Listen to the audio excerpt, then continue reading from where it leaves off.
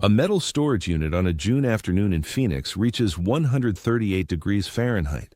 That's 58 degrees Celsius. The human body starts breaking down at 104 degrees core temperature.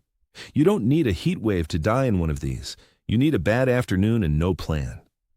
Right now, tens of thousands of people are sleeping in storage units across this country, not squatting, not breaking in, renting a unit, paying the monthly fee, and quietly making it work.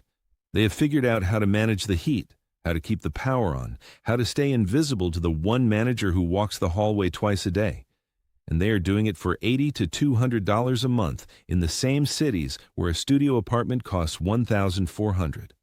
I am going to show you the whole system, and I'm saving the most important piece for the end, because it's the one that costs a little more and eliminates every other problem in this video at once. Stay with me. If the heat is what's beating you this summer, hit subscribe. This is the channel that keeps you alive without a power bill. I spent more years than I'll admit sleeping in places that weren't built for sleeping. Cars, parking structures, units like these, and a few spots I won't name because I'm not sure the statute of limitations has run out. I learned this stuff the hard way, in the heat, in the cold, with nothing to fall back on. I'm not here to tell you it's easy. I'm here to tell you what works. The first thing people say when they hear storage unit is, why not just go to a shelter?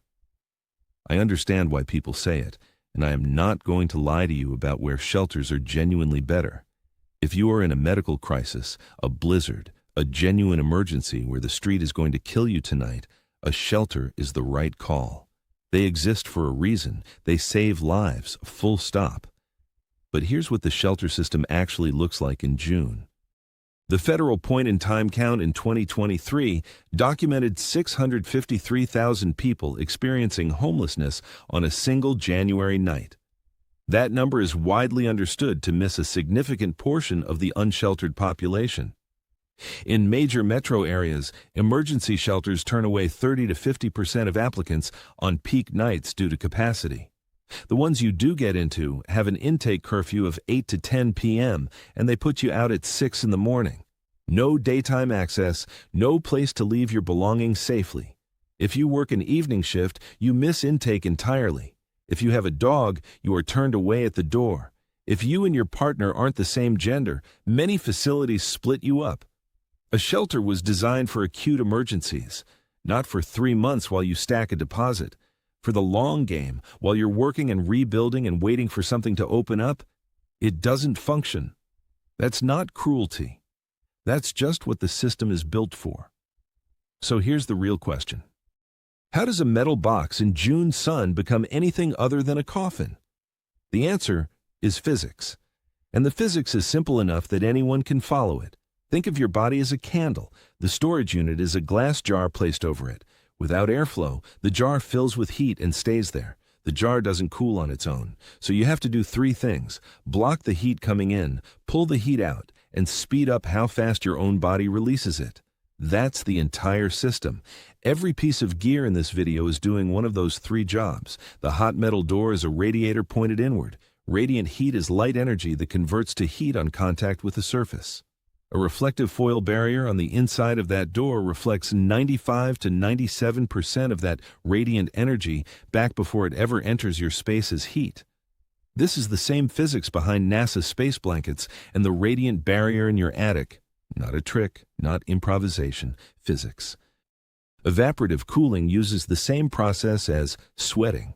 Water absorbs heat as it changes from liquid to vapor. In a dry climate, passing air over a water-saturated pad can drop the air temperature 15 to 25 degrees Fahrenheit, roughly 8 to 14 Celsius. In a humid climate, the numbers drop sharply. I'll tell you exactly where the line is. A fan doesn't cool the air, it cools you. Moving air accelerates evaporation from your skin, which is your body's primary cooling system. The same 90-degree air with a fan blowing across you feels 8 to 10 degrees cooler.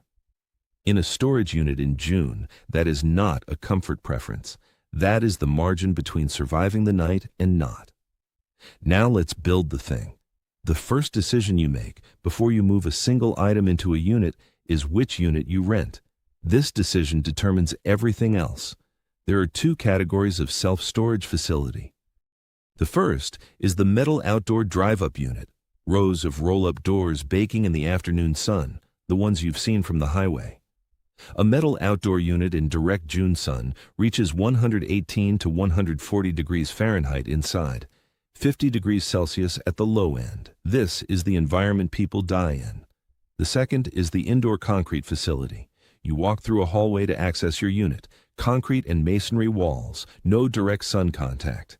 In June, without any added cooling, an interior concrete unit in a shaded hallway might run 75 to 85 degrees Fahrenheit, 24 to 29 Celsius. Hot, but survivable, a completely different situation. One step above that is the climate-controlled unit, HVA, C-maintained 55 to 80 degrees year-round. The premium over a standard unit runs $20 to $60 a month. I'll come back to that number at the end because it is the number that changes everything. If you are limited to a metal outdoor unit, you want the door facing north or east, not south or west. South and west exposure means peak afternoon sun straight onto your door. North-facing or east-facing gives you morning sun and afternoon shade. An interior corner unit has only one shared wall instead of two exterior walls, which means less heat absorbed from outside. Ground floor for quiet movement, away from the manager's office, which at most facilities sits near the front entrance. Access hours matter more than most people think. Modern facilities run app-controlled or keypad gate access with no on-site staff after hours. That's the right choice. Those gate systems log every keypad entry with a timestamp. This matters for how you operate, and I'll get to it. For size, a 5x5 is 25 square feet. You're not sleeping in 25 square feet. A 5x10, 50 square feet is the minimum viable space. A cot fits. Narrow clearance. Monthly cost in most markets, $50 to $100. The unit I'd point most people toward is the 10x10, 100 square feet. Cot, camp chair, small cooler, vertical storage bins, you can move. Monthly, $80 to $200 depending on climate control and market. Now, you've got your unit. 2 o'clock in the afternoon, June. The doors conducting radiant heat straight into your space. This is where the foil barrier earns its $36. I've cut Reflectix with a folding knife in parking lots before the sun was up, measured and taped it to windshields, van walls, camper shells. The physics doesn't care what surface you're covering. Reflectix costs $28 to $35 for a 16-inch by 25-foot roll at Home Depot or Lowe's. You tape it to the interior of the roll-up door, all sections covered, edges sealed with foil tape at $8 to $12. Total, $36 to $47. 20 minutes to install, completely removable. Conservative temperature reduction from a door barrier alone, 10 to 15 degrees Fahrenheit, 5 to 8 Celsius during peak afternoon sun. That turns a 120-degree interior into a 105-degree interior. Still hot. But you're not finished. The cheapest version of this, and I mean truly cheap, is emergency Mylar space blankets from Dollar Tree. $1 to $2 each. Tape them to the door with blue painter's tape. Performance is nearly identical to Reflectix. Slightly less durable over a season, but it works. The swamp cooler is where people get tripped up because they hear evaporative cooler and assume it works everywhere. It does not. Evaporative cooling requires low humidity. In dry climates, Arizona, Nevada, inland California, Texas, Colorado, New Mexico, where the largest concentrations of unhoused people are in summer, this technology works extremely well. At humidity below 40%, a portable evaporative cooler in a 10x10 unit drops the air temperature 15 to 25 degrees Fahrenheit, 8 to 14 Celsius. On a unit running 105 degrees after the door barrier, you're pulling it down toward 85 to 90. Still warm, livable. In humid climates, the Gulf Coast, Florida, the Southeast, the same cooler drops temperature 5 to 10 degrees and adds humidity, which makes your body's cooling less efficient. If that's your climate, the swamp cooler is not the answer. The climate-controlled unit is. For dry climates, the Hessair MC18M runs $69 to $79 at Home Depot. The Honeywell CS1 OXE covers 100 square feet and goes for $79 to $99. Off-brand units start around $40 to $55. Water use, 1 to 2 gallons every 4 to 6 hours. Fill up at a grocery store water dispenser. The cheapest working version is a DIY bucket cooler. 5-gallon bucket, a $1 frozen water bottle from a gas station ice machine, a 12-volt computer fan at $5 to $8. Total, $10 to $15. It won't cool the whole unit. It cools a 2 to 3 foot radius around your head and face. In a 95-degree unit at 3 in the morning, that is not nothing. Add a rechargeable fan, $18 to $25 at Walmart, positioned where the airflow crosses your sleeping position all night, and you have the 3-layer system working together. Barrier at the door, evaporative cooling in the air, fan across your skin, each one doing its specific job. That system needs power. You have 2 real options. The battery station approach is fully legal and completely self-contained. The goal, Zero Yeti 200X, is 187 watt-hours and runs $180 to $200. 10 to 15 hours of fan runtime, 15 or more phone charges. You charge it at a public outlet, a library, a laundromat, a McDonald's in 4 to 5 hours. The Jackery Explorer 240 offers similar capacity at $180 to $220. The budget option is a 40,000 milliamp hour power bank at $35 to $50, smaller but enough for a USB fan and a phone. In June, a 100-watt flexible solar panel at $60 to $90 on Amazon, leaned against an exterior wall during daylight, generates 300 to 500 watt-hours on a clear day. Enough to run a fan through the night and keep a phone charged, not enough for air conditioning. For this system, enough. Notice what's happening with all of this. You are not fighting the heat directly. You are putting something between the heat and you every single time. Reflective barrier between you and the hot door. Evaporative cooling between you and the hot air. Fan between you and your own body heat. Cot between you and the heat-absorbing floor. Every one of those moves is the same principle. Your ancestors did this same thing with different materials. They just called it building a house. Now the stealth layer. Because none of this matters if you're evicted in week 2. The things that get people caught are not what you'd guess. It is not the cot. It is the light. Roll-up doors have a 1/2-inch to 1-inch gap at the bottom. In a dark hallway at 2 in the morning, the glow from a phone screen is visible from 50 feet away. Black foam weather strip tape at $5 to $8 seals that gap from the inside. A rolled towel pushed against the door base does the same job. One of those 2 options. Pick one. Sound in a concrete and metal space echoes hard. A phone alarm at medium volume becomes a problem for the whole hallway before you've had a moment to wake up. Headphones for everything. Phone on vibrate. Screen face down. Smell is the one that surprises people. Not body odor, though that matters too. Food smell. The odor of a space where someone is living. You cannot cook inside the unit, not just because of the CO risk I'll cover in a moment, but because the smell of a hot meal travels into the hallway and stays there for hours. Cold food only inside the unit. Baking soda in the corners. Odor eliminating spray, $3 to $5, used before you leave each morning. Your vehicle. Do not park directly in front of your unit every night. Rotate your spot in the lot. The gate logs your entry time. Managers generally aren't watching logs in real time, but if they develop a suspicion about a particular unit, the logs become a record. Vary your arrival by 30 to 60 minutes. Don't show up at 11 p.m. on the dot every night. Never put personal garbage, food containers, hygiene products, anything that says a person is living here in the facility dumpster. Remove it in a sealed bag when you leave in the morning. The dumpster is the first place a suspicious manager looks. What triggers formal action? Consistent overnight gate entries in the same unit, neighbor complaints about smell or sound, a quarterly walkthrough where a manager spots something residential. Those are the 3 vectors. The protocol above addresses all 3. Sanitation is simpler than most people expect. Most indoor facilities have a customer bathroom in the lobby. Time your schedule around it, before you come in for the night and when you leave in the morning. Between those hours, A luggable loo, which is a toilet seat that fits a standard 5-gallon bucket, runs $25 to $35 at any sporting goods store. Clean waste. Go Anywhere bags go inside it, $15 to $25 for a 10-pack.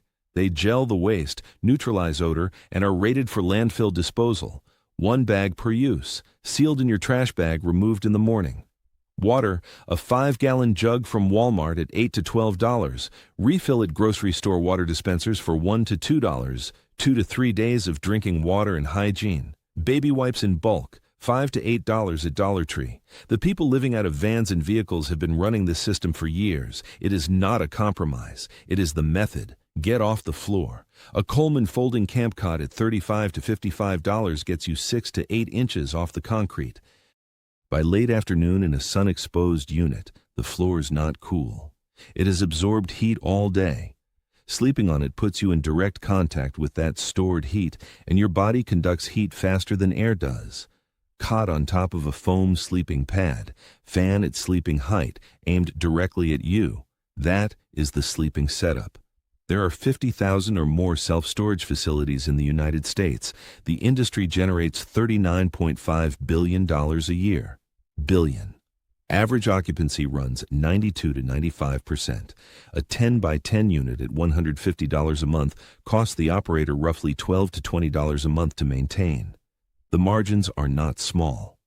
The Self-Storage Association, the industry's own trade group, publishes guidance on their website instructing operators to watch for signs of habitation, cots, food, extension cords, residential odors. They know. They have always known. Here is what they do about it. They evict quietly. They do not call the police. They do not report to the city. A lease termination notice, then the lien process under state law if the unit isn't cleared. Civil, not criminal. No publicity, no liability. No city council asking uncomfortable questions about why their facility benefits from the housing crisis while displacing the people that crisis created. The Supreme Court handed down its ruling in Grants Pass versus Johnson in June of 2024. Cities may now arrest people for sleeping on public sidewalks, even when no shelter space is available. That ruling pushed hundreds of thousands of people toward private property solutions. Storage units are one of the only private options that work at this price point. And the next option up, the extended stay hotel, runs $900 to $1,800 a month in most major metros. The storage unit, $80 to $200 a month. That gap of $900 to $1,300 every single month is not an accident. It is where the market is built to extract maximum value from people with nowhere else to go. This is not a conspiracy. It is quieter than that. Everyone who profits from the housing market benefits from this knowledge staying underground. The facilities don't want the attention. The cities don't want the problem visible. The hotels don't want the alternative in the conversation, and the people in the units have every reason to stay quiet. So it stays quiet. The people who survive this aren't tougher. They're more systematic. The ones I've watched make it through a full summer in a storage unit and come out on the other side with money saved and a job intact. They approach every problem the same way. One layer at a time. Same as an engineer. Same as someone who grew up knowing they had to solve it themselves because nobody was coming to solve it for them. I am not going to be the man who gets you hurt to win a click. So stop here for a moment. The interior of a metal storage unit in June afternoon sun reaches 138 degrees Fahrenheit, 58 degrees Celsius. Heat stroke begins when your core body temperature hits 104 degrees Fahrenheit, 40 Celsius. Signs. You stop sweating, you're confused, your pulse is rapid. That is a medical emergency. Call 911. On the hottest days, 110 degrees and above, the unit is not where you sleep. Public libraries are free, climate-controlled, and open 8 to 9 hours a day. Most major cities run cooling centers during declared heat emergencies. McDonald's and Walmart are 24-hour air-conditioned spaces. These are not substitutes for the system. They are supplemental refugees for the days when the system isn't enough. In Maricopa County, Arizona, the Public Health Department documented 645 heat-associated deaths in 2023. The majority of those people were experiencing homelessness or housing instability at the time. This is not an abstraction. This is what happens without a plan. No combustion inside the unit, no propane heaters, no camp stoves, no generator directed toward the unit door, not ever. A 10 by 10 unit holds roughly 800 cubic feet of air. A small propane heater generates enough carbon monoxide to reach a lethal concentration in a sealed space within 10 to 20 minutes. The CDC estimates approximately 400 non-fire carbon monoxide deaths per year in the United States. A significant portion involve combustion heaters in enclosed spaces. This is not a risk to manage. It is a category of method to avoid entirely. Get a battery-powered carbon monoxide detector, Kitty CO9X or First Alert CO, $620 to $35. Mount it at sleeping height. Carbon monoxide disperses throughout a space. The old idea that it pools low on the floor is folklore. Place it where you sleep. Know the manual release on your roll-up door before your first night. Most doors have an interior cord or handle that lifts it from inside. Test it in daylight. The roll-up door is your only exit. Do not padlock yourself in from the interior. And keep a rechargeable headlamp, $12 to $20, at your sleeping position for power outages.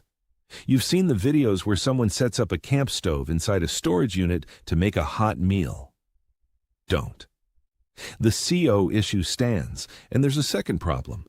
A standard 1-pound propane canister stored in a unit running 130 degrees in summer is not something you want to manage under repeated thermal cycling. Cold food only inside the unit. Protein bars, peanut butter, crackers, canned food with pull-tab tops. If you need a hot meal, you leave the facility first. Do not run a generator inside a unit or with the exhaust pointed toward an open door. Generators produce 2,000 to 6,000 parts per million of carbon monoxide at the exhaust. Even with the door open, this concentrates enough at the doorway to cause poisoning within minutes if the exhaust faces inward. Generator goes outside, exhaust directed away. Don't skip the door seal. The light gap at the bottom is how people get reported. One complaint from a neighboring tenant who spotted light under your door at 2 a.m. is all it takes. Black foam tape, $5, 10 minutes.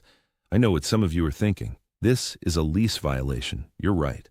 Every standard self-storage rental agreement prohibits residential use. Discovery means eviction, not arrest. No state has a specific criminal statute for living in a storage unit.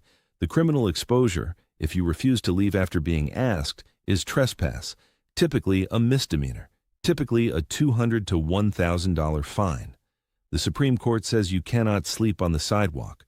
Most shelters are full. The law did not leave you a clean option. This system exists in the space between legal and criminal, and the people using it are doing so because the alternatives are worse. Some of you are also thinking, what if a neighbor reports something and police show up? That is exactly why the stealth protocol in this video is not optional content. It is the system. The facilities that stay quiet do so because they prefer a civil lease termination to a police report on their property. You staying invisible protects you and protects the quiet agreement they'd prefer to maintain. Here is the one I've been holding back. Everything in this video, the reflective barrier, the swamp cooler, the fan, the bucket sanitation, all of it, is the system you run when you are in a metal outdoor unit and you cannot afford another option. It works. It is survivable. In dry climates with the full setup, you can bring a 120-degree metal box down into the 85 to 95-degree range with a $50 to $80 investment in gear. But if you are going to be in a unit for more than 2 weeks in summer, the single best move you can make is not a piece of gear. It is a line on your monthly budget, a climate-controlled indoor unit, 10 by 10. In most American cities right now, that costs $120 to $220 a month. It is HVAC maintained, 55 to 80 degrees year-round. That one decision eliminates the reflective barrier problem, the swamp cooler problem, the fan math, the sleeping in a metal box in June problem. All of it. Gone. Pair that with a 240 watt-hour battery station at $200 one time for phone power, LED lighting, and a fan, and you have a functional long-term base of operations. Total first-month setup, battery station plus first month's rent, approximately $400 to $500. Monthly ongoing, $120 to $220. That is $900 to $1,050 a month less than the cheapest extended stay hotel in the same city. Every single month, while you work, while you save, while you stack the deposit that gets you out. That is not a storage unit. That is the bridge. So here's what I would do before the sun comes up tomorrow. Look up climate-controlled indoor storage facilities in your city. Compare access hours. Confirm 24-hour keypad access before you sign. Walk the hallway before you commit. Feel the temperature. Look at where the outdoor units face. If you're already in a metal outdoor unit today, the reflective barrier goes on the door first, $36.20. That's the decision that buys you the most cooling for the least money. Then the fan. Then the cooler if your climate is dry enough to use it. What's the cheapest trick that ever got you through a bad night? Not a product, not a name brand. Something your hands figured out when your brain was too tired to plan it properly. Drop it in the comments. I read everyone. Stay cool, stay sharp, and remember, the people the world walks past know things the rest of us forgot.